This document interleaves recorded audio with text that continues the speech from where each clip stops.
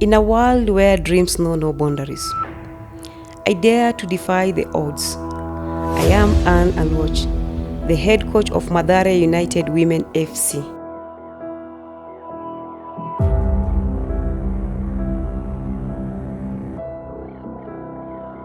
In the heart of Nairobi, Kenya, I'm not just a coach. I am a mentor, a leader, and a trailblazer. Through my guidance, I'm not just building a team, I'm building future.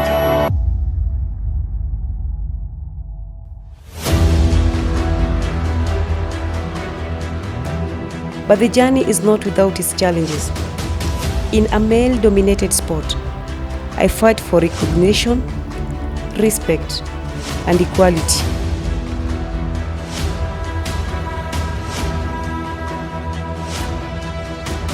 I'm not just changing the game, I'm changing perception.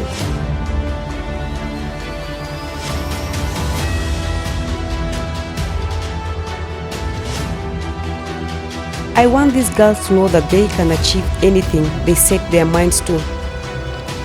Football is not just a sport, it's a platform for empowerment.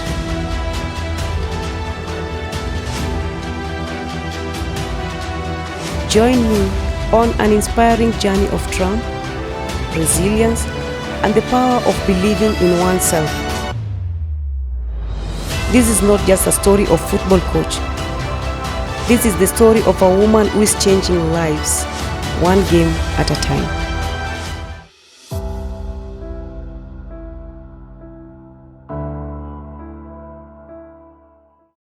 Hello viewers and welcome to Tubonge Sports.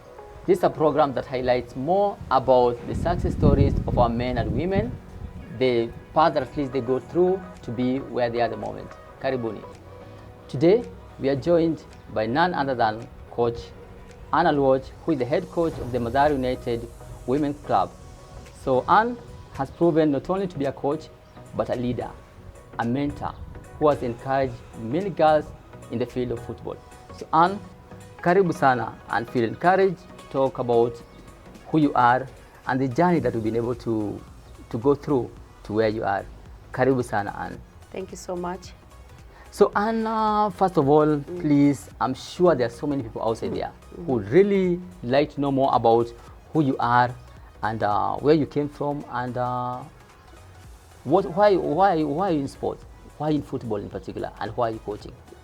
Okay, thank you so much for hosting me here.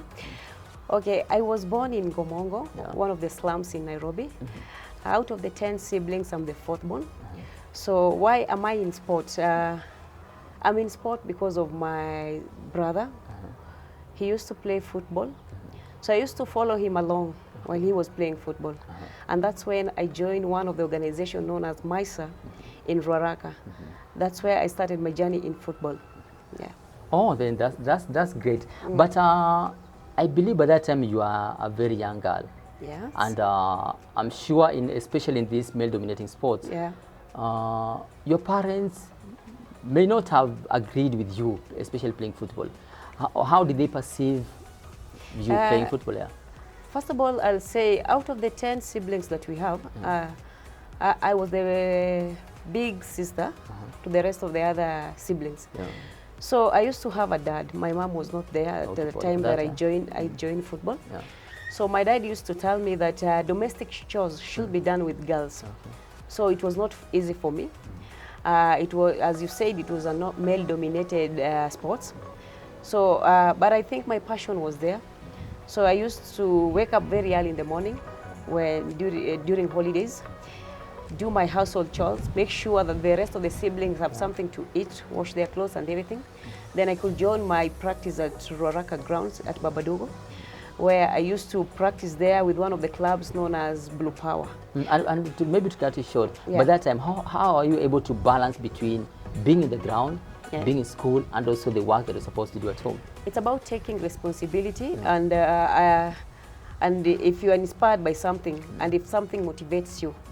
So what motivated me is that seeing, I used to have one of the role models who was known as Florence Awino. Okay.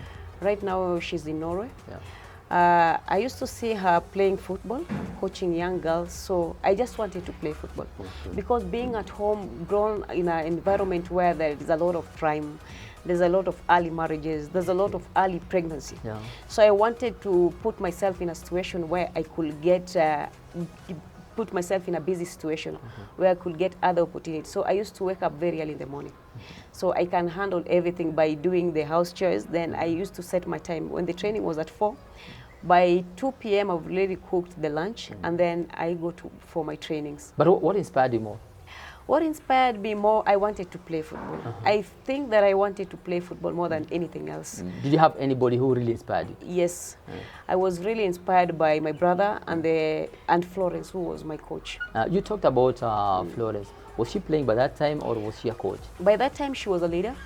Not playing, but she was a coach, just a leader. So she was the one who used to motivate me, and you can do this because you have a talent. Let me tell you one thing, if somebody motivates you when you're doing something, it always inspires you and you want to go back every day. So he used to tell me that you have a talent. Going back to school, there were school games. That is where I noticed that I have a talent, and I was chosen to play for the nationals during school games on primary level. So I was the captain there. By that time, that is when my journey started, when I was given the captainship for the Nairobi school games. Yeah, so I knew by that time that I have a talent and I had to pursue this thing. Yeah. Which position were you playing by that time?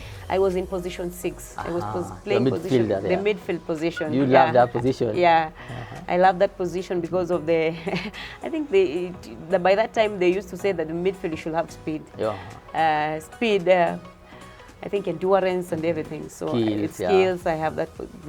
I used to love that position mostly. Yeah. Okay. Then that's good. That's a good introduction. At least it was a good thing that at least you realized too early that you had a passion for football. Yeah. And also, I believe sometimes back, you had a chance to play for top league in Kenya. How did you manage to transit from the local club to the Premier League in Kenya? First of all, let me say I've been in Mathare leagues. I played a lot in Mathare league at the age of 12 to 14. So I was scouted by one of the coaches who is known as James Waidaka. So he scouted me in leagues, the leagues of Mathare, and he took me to one of the clubs known as All Is Gold by that time. All Is Gold by that time. So I was the youngest player. I used to carry bags for the senior players to play. How did it feel to carry bags? Yeah, I had role models there. By that time, Florence was still playing at All Is Gold, and the rest of the girls used to play there. So I was the smallest one. At 14, I was in the big club, one of the big clubs in Kenya. So James used to inspire me. So I used to carry some of the bags and follow the team while they were playing. I spent there for almost 2 years. Then I started playing at the first 11 team. That was inspired me. So during the league matches, I was being spotted by so many teams like Spedag, Mathare United, and that's when most of the coaches come for scouting, and that's how I joined the Harambee Starlets. Oh, so that's the time when was that? I joined Harambee Starlets in 2013. In 2013. How did you feel? Being my first call-up, I felt motivated. I felt so good. Who was the coach by that time? By that time, I think Coach Oyo from Mombasa Olympic was the coach by that time. Being in just a call-up was the motivation to me. And I thought it boosted my self-esteem and my morale and continue playing football. Because by that time, I remembered while playing in Zone League. Let me take you back to my story. Before joining the club of All Is Gold, I got pregnant. I got pregnant at 16. At 16? At 16 years, well in Form 2. So being there at All Is Gold, I think it was not only playing football. I think the club was also a rehab for young mothers. Yeah. So most of the time, James used to work with the single mothers and young mothers. So his most aim was to empower young mothers and single mothers. So the aim of the club was to empower young mothers and single mothers. That's how I joined that club. You mentioned that you got pregnant when you were very young. Yeah, well, very young. How did your dad perceive that? My dad and family members did not perceive it very well. So I had to quit home. and I had to quit school. So I joined my boyfriend's family. And that's when I delivered from there. From there, I needed, you remember I told you that I had a passion in playing football, and I thought it was a call for me. I used to pursue my boyfriend. I want to play football again. I want to go back to school. Was he okay with you playing football? No, he was not okay. He didn't want to play football? Yes. He used to say, now that you are pregnant, you are now a mother, you should take care of the kid now. So I thought this was not for me. That was not for me at 16. I had still a brighter future ahead of me. I still had so many things to do at 16. So I remembered one of the days I left their home. Your boyfriend's home? Yes. I went back to my dad. By that time, my dad's heart was good with me. He had forgiven me by that time. Oh, that's good. Yeah, so I came back with my child. Then from there, I started to look at my contacts. Who are my contacts while I was still here? So I went back to the school where I was. So our head teacher took me back, who was Mr. Agisa. So I went back to school, then I joined Form 3. I did not join Form 2 because I continued my study. So the head teacher was very supportive. He used to take care of my transport. What about school fees? I was not paying. I was given a scholarship because of my talent. Then I came back. Even in Form 1, I was given a scholarship. Which school was that one? Jogorod. Jogorod, yeah. Jogorod Girls. So I was given another opportunity by the teachers. So being given a second chance, not everybody is being given a second chance. So I was given a second chance to go back to school. I worked so hard at school, being with my child who is now Didi. So as a young mother, you need to juggle between motherhood, playing football, and education. So 3 things I was juggling in my mind at 17, 18 by that time. So I had to finish my education. You remember I went back to school. I was still the best player. I can say I was still the best player because at 2010, I was also chosen as a captain for school games again in Nairobi, the whole Nairobi. So I represented Nairobi as a captain. And that's when we clinched the title at Jogorod in 2010, and we went to Rwanda. You went to Rwanda? Yeah, I went to Rwanda.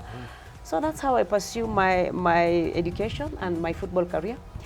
And then, like I told you, all this gold was a rehab center for single mothers and young mothers. Does it still exist? It does not exist. Nowadays, it exists it has opened its branches at Ruai. So it's now a school. It's a school, okay. But I think it was a very good club for working with young mothers and single mothers. It was not only for playing football. So that's what inspired us, and that's what made me remain on the team. So I left all this gold. Then I joined SPEDAG. After joining SPEDAG, I was chosen as the assistant coach at SPEDAG. Where was the team based by that time? The team was based in Mombasa. So you had to travel to Mombasa? No, let me tell you, it was so tricky. I had not traveled to Mombasa. So most of the players from SPEDAG came from Nairobi. From Nairobi, yeah. So we used to have a session with them at Nairobi. Then on Saturday or Friday, we meet at Mombasa for our league matches. You travel, yeah? Yeah, we travel.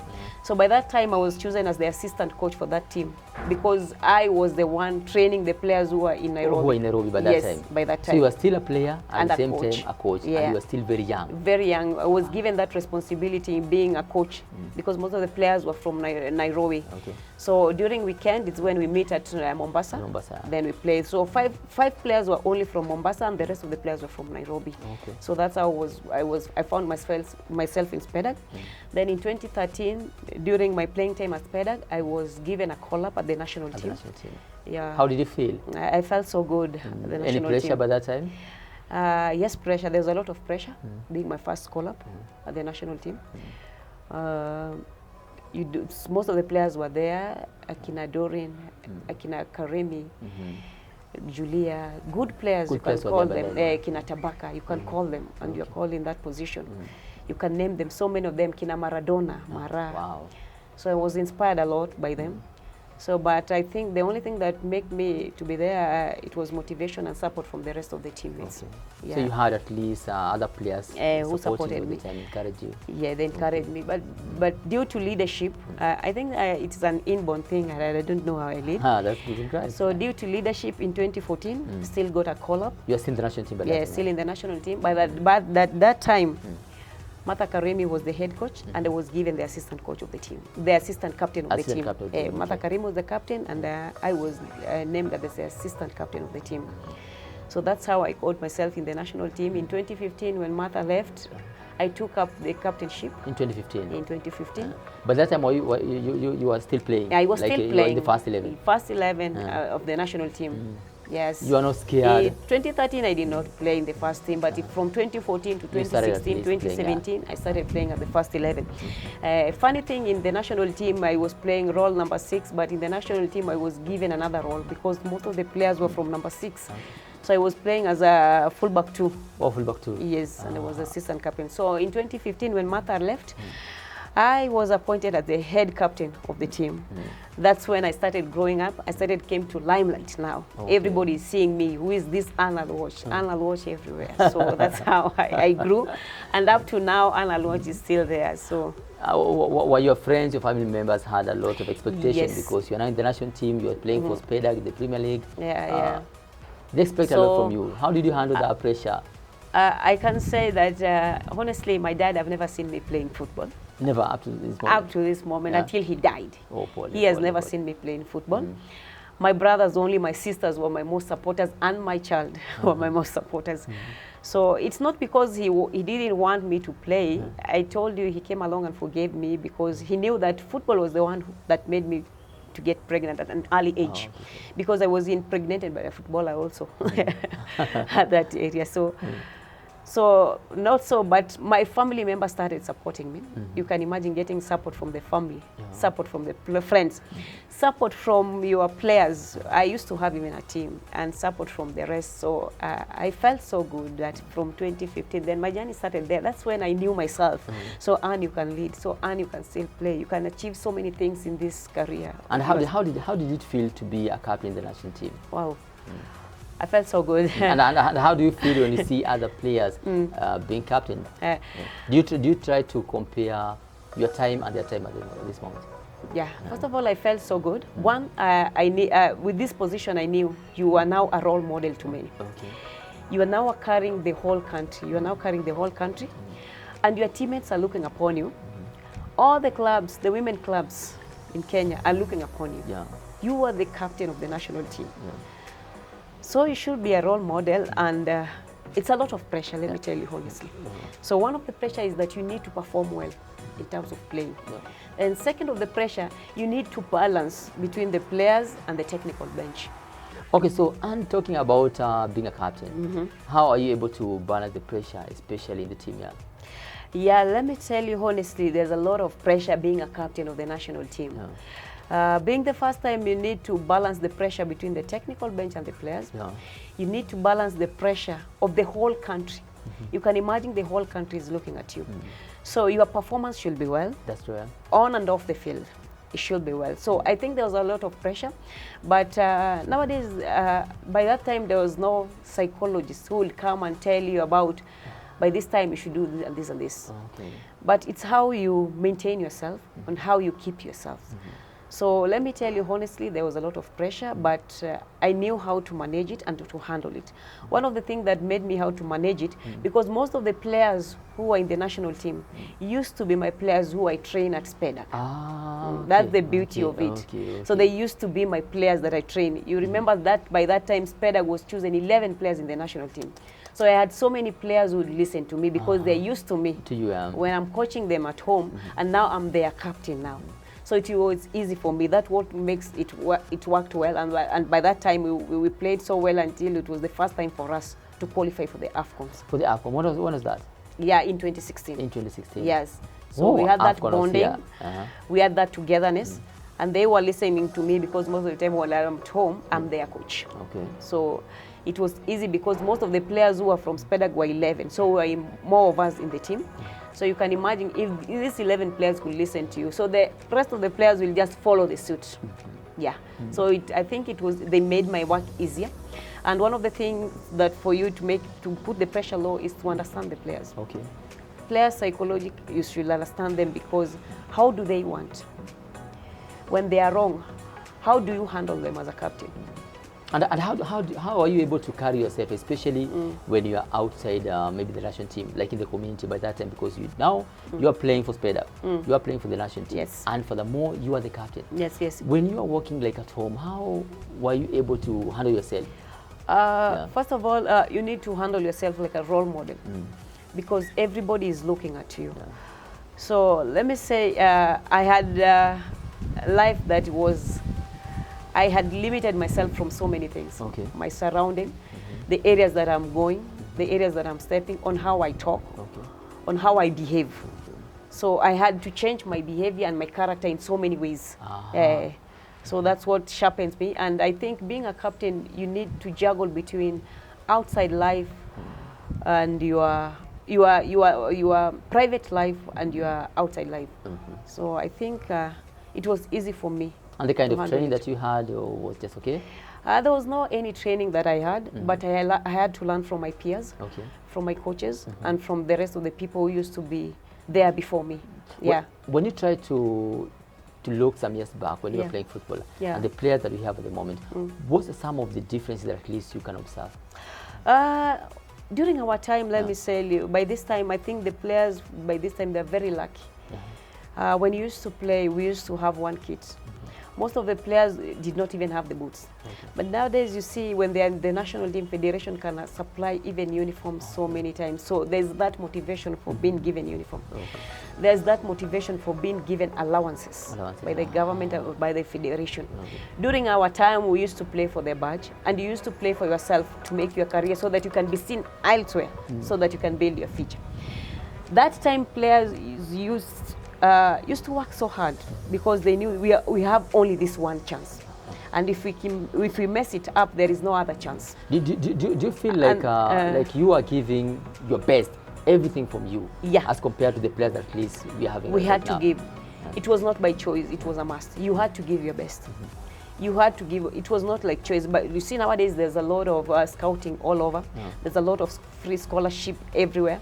There's a lot of clubs scouting the young girls from this country, especially in Kenya. Nowadays, we have like 15 girls who are playing outside the country. By that time, how many did we have?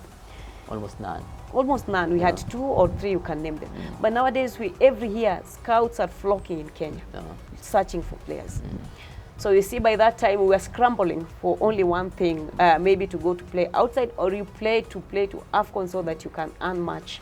So you can say that at least there's a lot of things that at least have improved. At least there's a lot of things that are improved in terms of management, remuneration, in terms of remuneration and support. Okay. Yeah. As compared to during your time. Yes. Okay. And to take you back a little bit, you've talked about you participated in the Africa Cup of Nations. Yes. Cup. And can you tell us something about that journey? How was it? Yeah.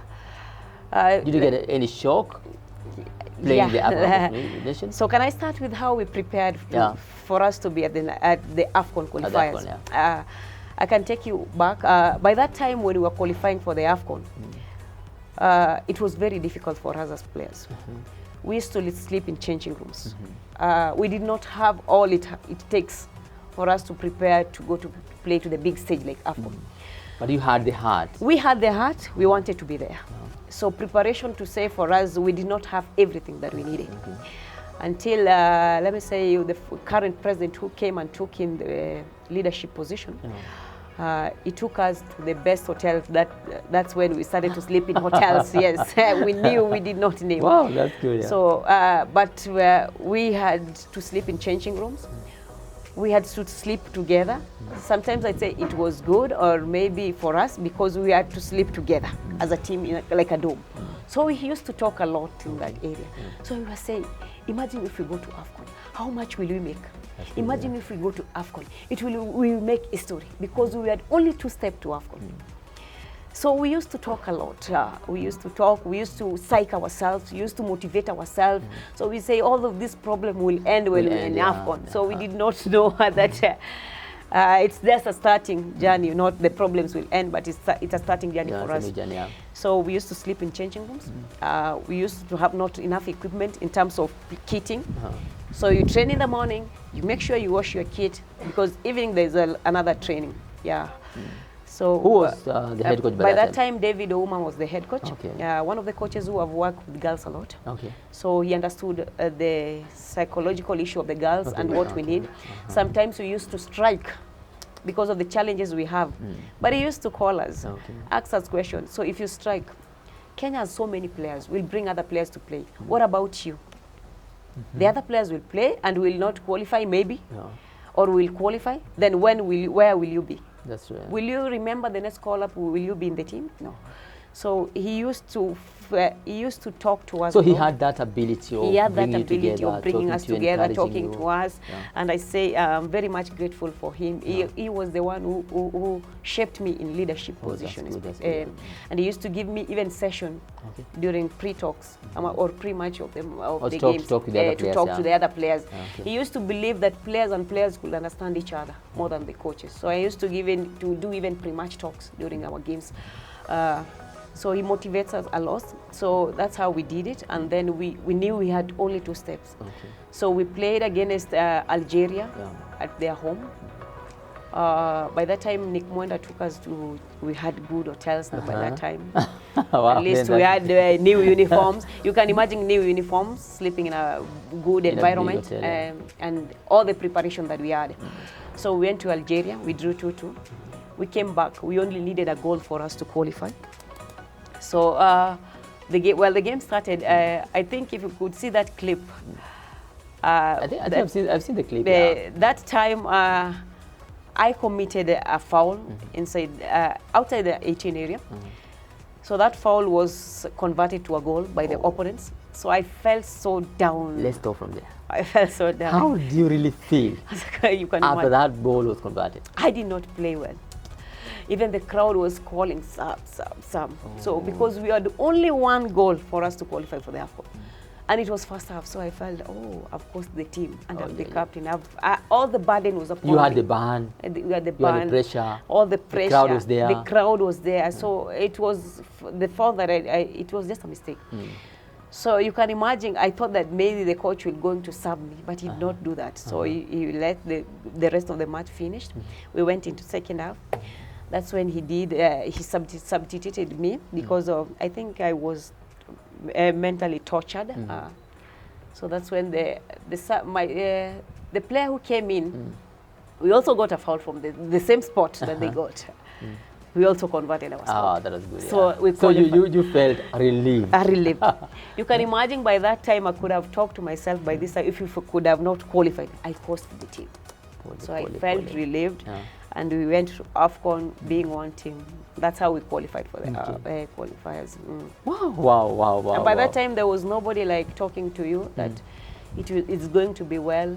There was no mentorship sessions during that time for the players. So you had to... How did you feel to qualify the AFCON? We felt so good because we had made history the first time in Kenya. The first time, so we felt so good, and we thought that our lives are going to change from there.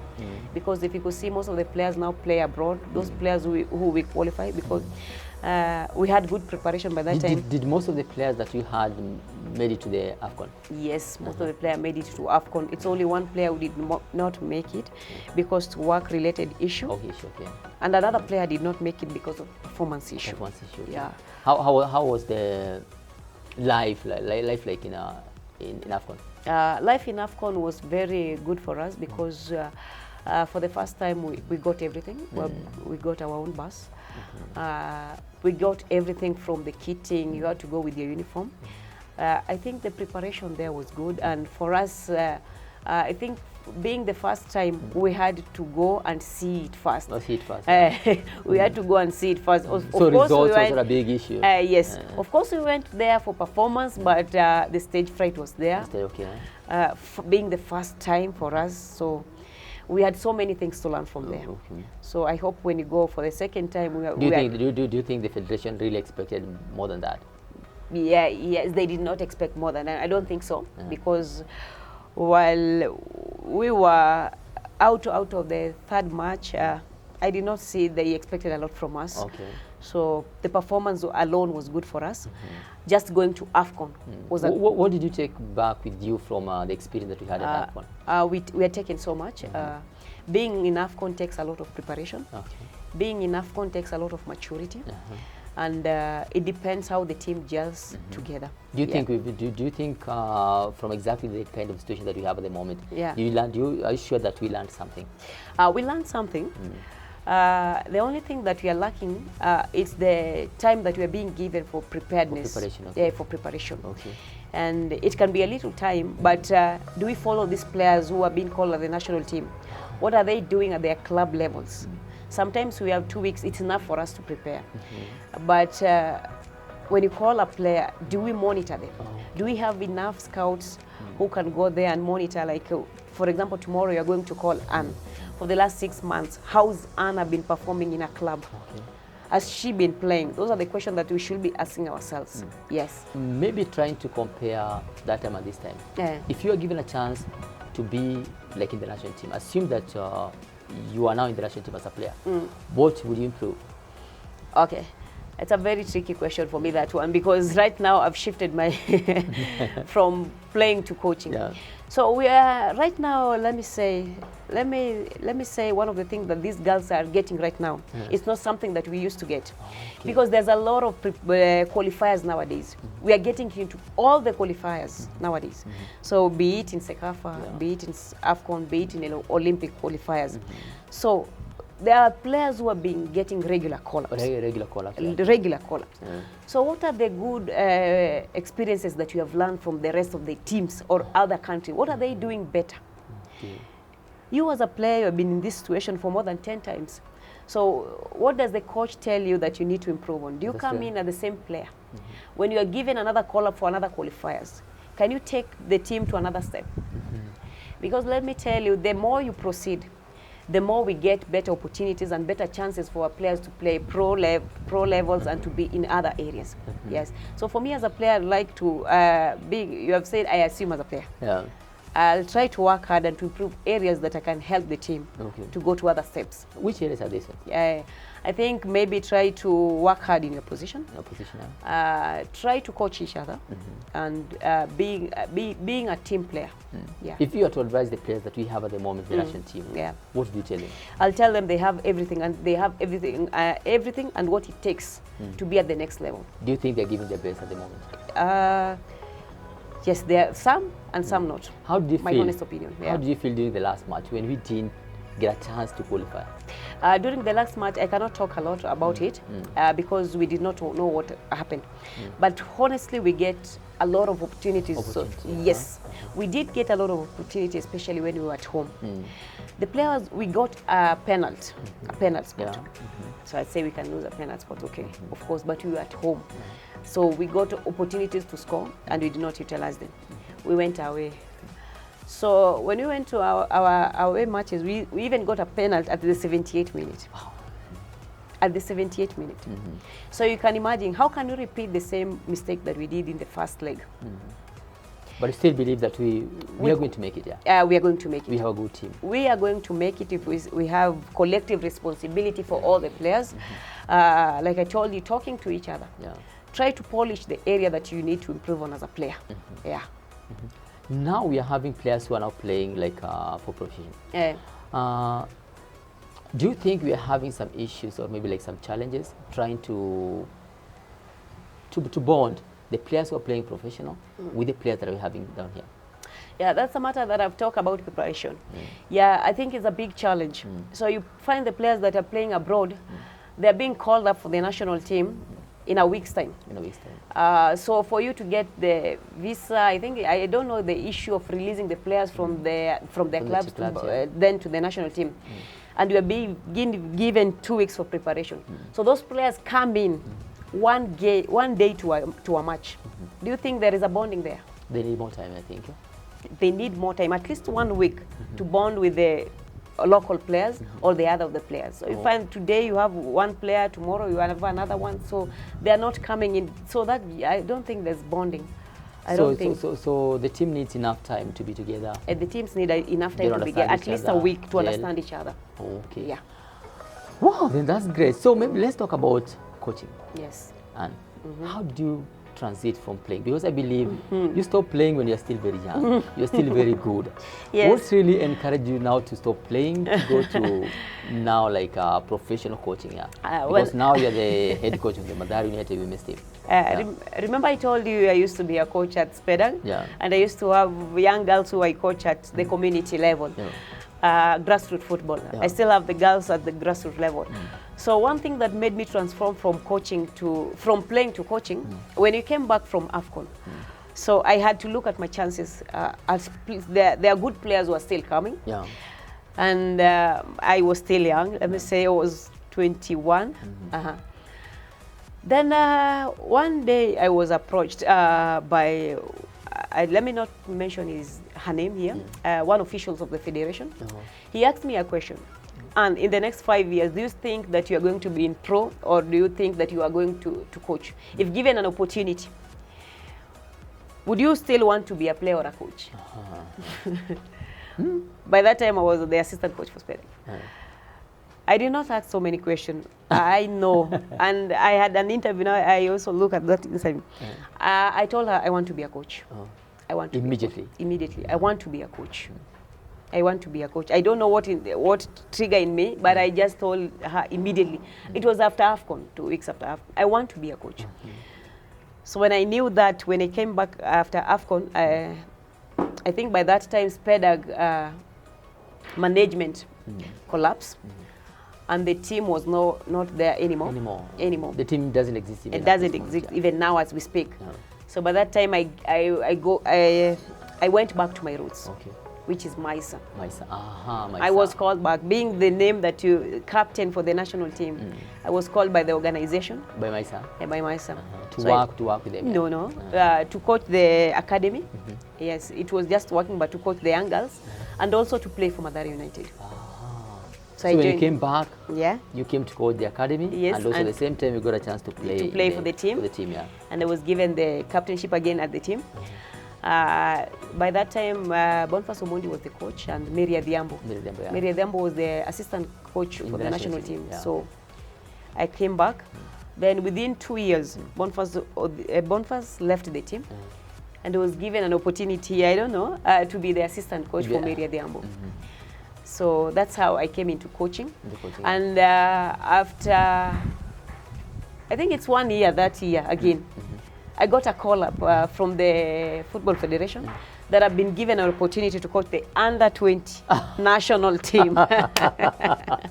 Congratulations. Well, another challenge again. Another challenge again. My goodness. So that was not a big challenge for me, because now you had to juggle between working in Maisa, coaching the Mathare United, and playing. Also, like, I was playing. assistant coach. And also like coaching the national team under 20. The head coach? Yes, I was the head coach by that time, Olympic qualifiers. So I went up to the 4th stage. Congratulations. So we were eliminated by Ghana by that time, and that's how I joined in the national team as a coach. From that time, since I've been the national team as the assistant coach for the under-15, assistant coach for the under-17, and also the assistant coach for the national team. Up to this moment? Up to this moment, I'm currently the assistant coach for the under-17 and 15. Has the collab maybe made you a better person? Yeah, the collab has made me a better coach, because for you to be called up with the national team, it means you are the top. So you need to do a lot of research. You need to always be at the top. So doing research and working with different coaches has made me a better person, and I've learned so much through the classes that I've joined. Since then, I've been able to join a lot of classes in coaching. I've done my D. I've done my B. Yes, I'm in license, yeah, I've done my B license last year. Yeah. It's quite interesting, because you can try to imagine this is a male-dominating field, and you're now like trying to battle the men. How does it feel? Like in a class of about 20, 25 men? It feels good. Let me first of all appreciate the male coaches in Kenya. They are always supportive, let me tell you. The male coaches, They are always supportive. If you're a female coach and you want to get there, they will support you. They will push you, they will support you. If you need anything. Currently, I'm working with Kimanzi in so many things. They really push you. The former national team coach. The former national team coach, Sometimes he used to come for training and check where is going wrong and what should we improve. So somehow he mentors you. Yeah, he mentors me nowadays. Yeah. Oh, that's a very, very important thing. Yeah. So maybe to take you back a little bit, you talked about having a daughter. Yes. And may you talk something about your daughter? What's she doing? Where's she at the moment? Okay. Let me tell you, I can take you back. I told you I had a daughter at 16. Right now she's 17 years old. She's 17 years old, yeah. She has finished her secondary education. She's the captain for the national team under 20. Wow. She's playing for Mathare United Women. I think she's joining the footsteps. She's playing for Mathare United Women. And currently she's the national team captain for the under 20. Under 20? Yes. Wow. Huh? How's she playing? She's following her mom. Which position? And she's playing the midfield position. Just like you? Just like me. Yeah. Oh, how many caps has she had at this moment with the national team? She joined national team at an early age at 14. At 14? At 14 years, she got her first call-up in the under 17. How did you feel? Very motivated. Did you feel that you played a role in her being? I played a big role because I used to be her coach. I'm her mom. You've been her coach? I'm the coach. I'm her coach since she was 7 years. I'm her mom. I need to juggle between being her coach and being her mom and being her role model and a mentor, the 4 things. So at 14, she got a call-up from the national team at under 17. The first under 17, which plays a CAFA in I think it was in 2018. 2018, she got her first call-up in the Sekafa under 17, which was played in Uganda, and she played. They were number 3 there. So she has been consistent in the national team. So from 2018, she got her first call-up. So she has been consistent in the junior teams for the national team. What do you think you've been doing best to support her? Be where she is at the moment. Mentorship. I think it's mentorship a lot. Mentorship a lot. Do you spend a lot of time talking to her at home? No, not necessarily. But the time that I spend a lot of time coaching her, showing her the clips, and all of the things that I do. She's self-driven. She wants to be where I did not go. What's her name? She's self-driven.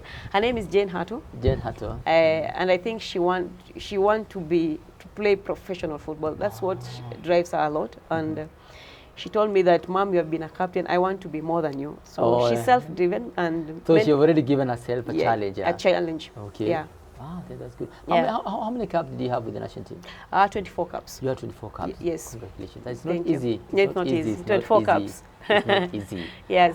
Wow. You must have been having a very, very tough time. And also, like, you've had, I believe, some guys who've always inspired you, supported you, always been together with you. And you've also been a good mother. I can say that you've been a good mother. Trying to see exactly where your daughter is at the moment. And you've always been there, you've supported her.